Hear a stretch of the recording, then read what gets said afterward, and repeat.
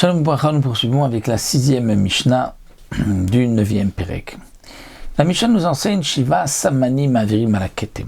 Lorsque on trouve une tache de sang sur un habit, nous avons vu que la femme qui portait cet habit est donc impure.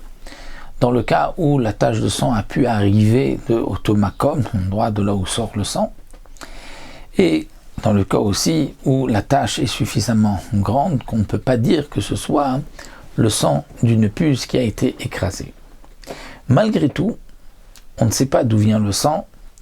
On va faire une petite vérification avec 7 samanim, 7 ingrédients, si on peut dire, que l'on va faire passer, frotter sur le ketem. Si on a fait passer les 7 ingrédients et que la tache persiste, eh bien les Chachamim nous disent c'est sûr que c'est pas du sang, c'est de la peinture, parce que le sang aurait dû partir avec ces 7 ingrédients obligatoirement.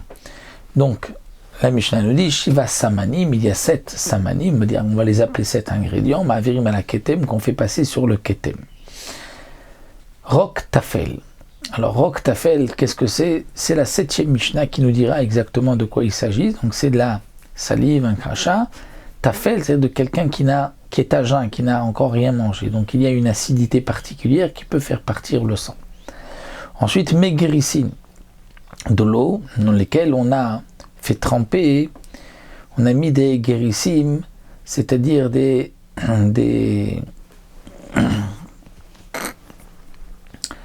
on prend des grissim, ce sont de poule, donc des haricots qu'on a cassés en deux et la femme va mâcher, et ensuite ce qu'elle aura obtenu, donc un mélange de salive et de ces grissim, ce demi-haricot, elle passera sur le ketem.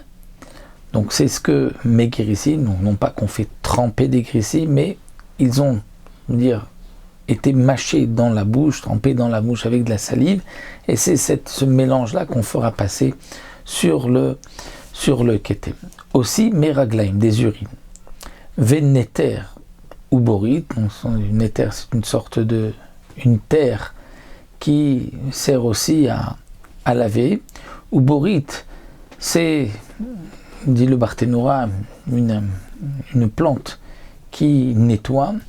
Kemounia, c'est aussi une herbe que l'on fait sécher, qu'on va moudre, dit le Barthénora, et avec ce qu'on a obtenu, cette farine de cette plante-là, on le passait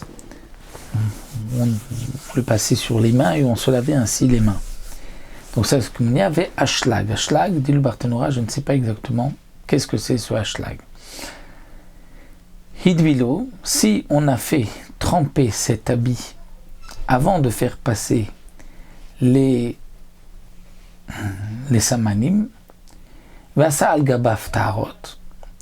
Donc on l'a trempé, avant d'avoir fait passer les samanim, on l'a trempé dans un mikvé, vasa al-gabaf ta'arot, et ensuite on s'est occupé on a fait des ta'arot, on a touché des aliments purs, et vir alav shiva samanim velo avar, on a fait passer 7 samanim velo avar, et il n'est pas passé, la tâche est toujours là, le ketem est toujours là, alors à rezet seva, on va dire que c'est de la peinture, parce que si c'était du sang, il aurait dû passer, et donc à ta'arot teorot venotzeich la débil, les aliments qui ont été touchés par cet habit, par ce ketem, après, donc sont considérés comme purs, puisque ce n'était pas du sang.